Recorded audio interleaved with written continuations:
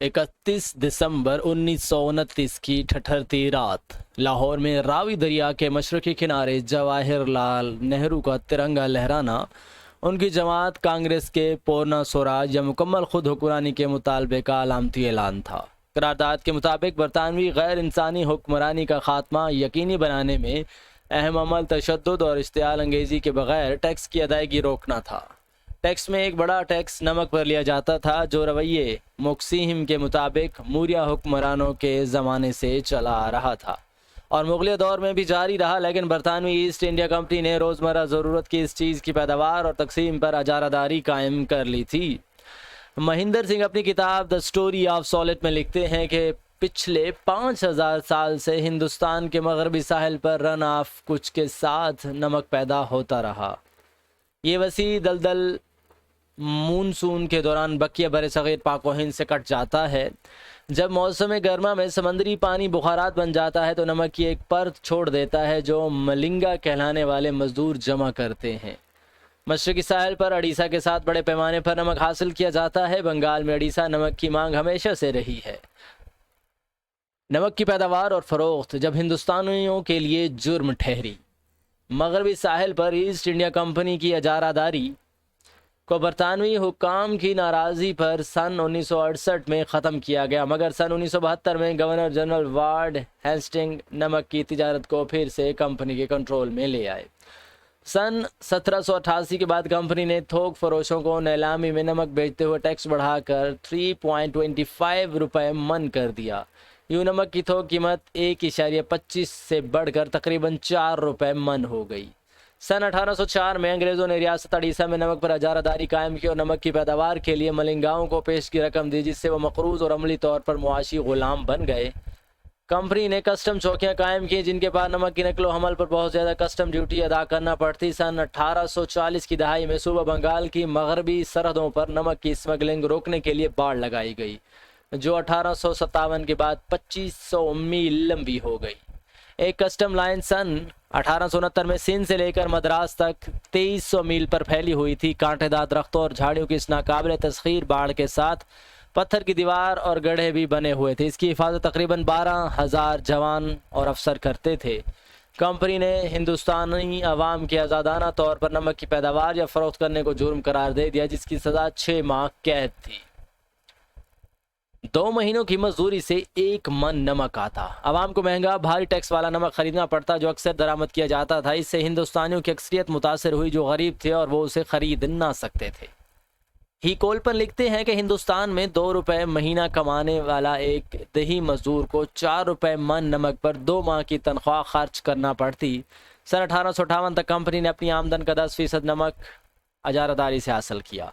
सन 1878 में इस अजारादारी के साथ पूरे हिंदुस्तान के लिए यकसा टैक्स पॉलिसी अपनाई गई। नमक पर टैक्स, जो मुंबई अब मुंबई है, मद्रास, वस्ती सूबों और जनूबी हिंदुस्तान की शाही रियासतों में 1 रुपया 13 आने मन था, बढ़ाकर 2 रुपये 8 आने। बंगाल और असम में 3 रुपये 4 आने से कम करके 2 रुपये 14 आने और शुमाली हिंदुस्तान में 3 रुपये से 2 रुपये 8 आने कर दिया गया। हरमन कोले और डाइटमार रदरमंडे के मुताबिक ईस्ट इंडिया कंपनी के टैक्स कवानीन बरतानवी राज के 90 सालों में भी राइज रहे। सन 1880 में नमक से आमदन 70 लाख पाउंड थी। कराची में नमक साजी। शाह वलीउल्लाह जुनैदी के मुताबिक बरतानवी दौर में कैप्टन मारी कराची में चीफ सालिट रेवेन्यू ऑफिसर के तौर पर तैनात थे। गुमान गालिब है कि मारी पोर रोड का नाम कैप्टन मारी के नाम से मौसूम है। सन 1890 में बलोचिस्तान से आने वाले बलोच बाशिंदों ने कराची में मारीपुर और हॉक्स बे के साहिल पर नमक साजी का आगाज़ किया था। कराची तारीख के आईने में के मुसन्निफ उस्मान दमोही लिखते हैं कि आहिस्ता आहिस्ता हॉक्स बे सैंड स्पिट पर समंदरी नमक तैयार करने के कई कारखाने कायम हो गए, जिनमें ज़्यादातर यूरोपी बाशिंदों और पारसियों की मलकियत थे।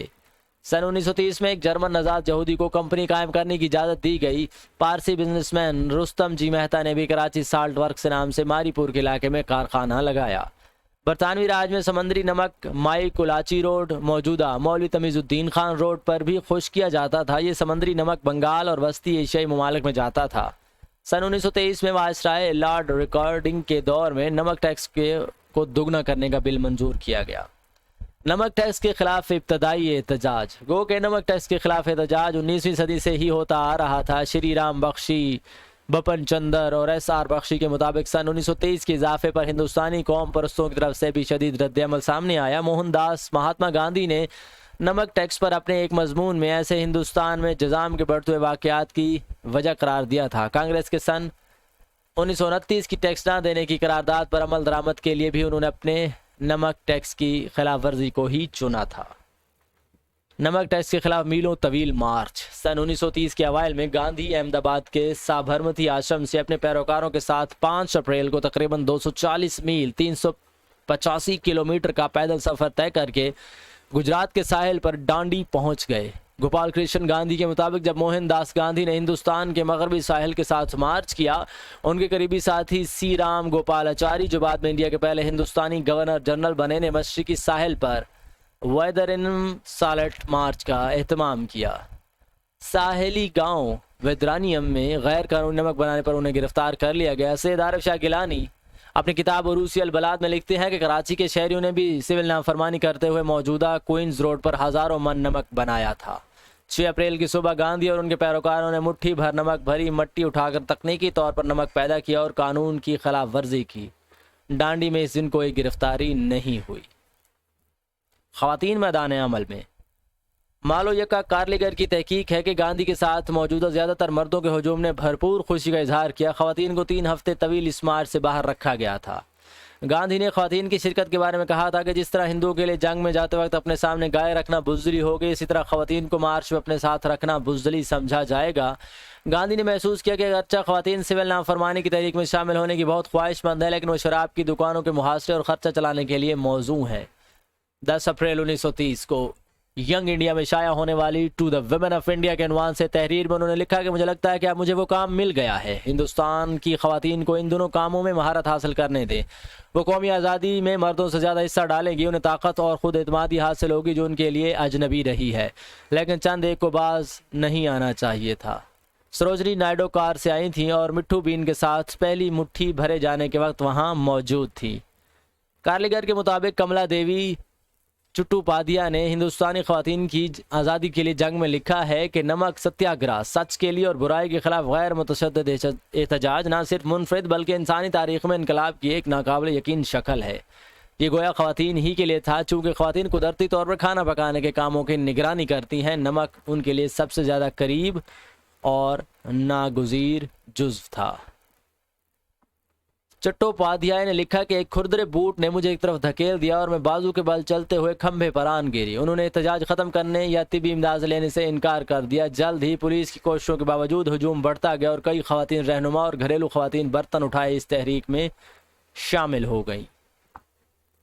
16 अप्रैल 1930 को चट्टोपाध्याय की क़यादत में 500 से ज़्यादा लोगों ने मुंबई के करीब वडाला साल्ट डिपो की तरफ मार्च किया। एक ऐनी शायद ने बताया कि एक खातून खारदार तारों से चढ़कर नमक के टीले के करीब पहुंची, जैसे ये कोई कुर्बान गाह हो, और किसी नामालूम रस्म के तहत अपनी साड़ी को नमक से भर लिया। गांधी ने अगले 2 महीनों तक नमक टैक्स के खिलाफ अपना सत्याग्रह जारी रखा। दूसरे हिंदुस्तानियों को सिविल नाफरमानी की कार्रवाइयों के जरिए नमक के कवानीन तोड़ने की तलकीन की। हज़ारों को गिरफ्तार और कैद किया गया, जिनमें अप्रैल में जवाहर लाल नेहरू और मई के शुरू में खुद गांधी भी शामिल थे।